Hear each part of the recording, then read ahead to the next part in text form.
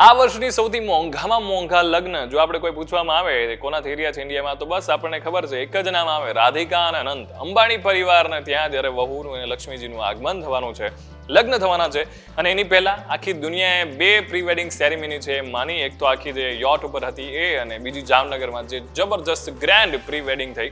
અને એના પછી પણ કાર્યક્રમો છે એ જારી છે. એટલે હજી પણ લગ્ન થાય એ પહેલા કંકોત્રી છે અલગ અલગ જગ્યાએ પહોંચી છે.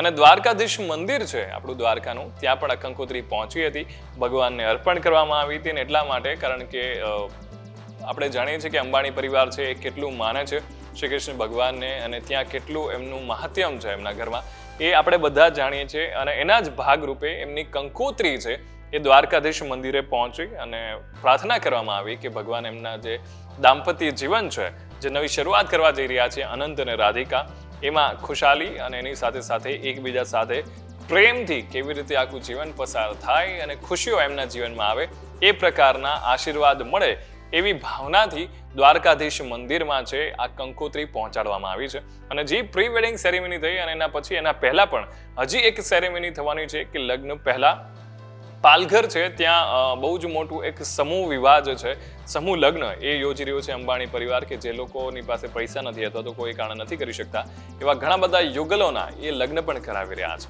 તો તમારું આ મુદ્દે શું કહેવું છે કોમેન્ટ કરીને અમને ચોક્કસથી જણાવજો. Keep watching vibes of India.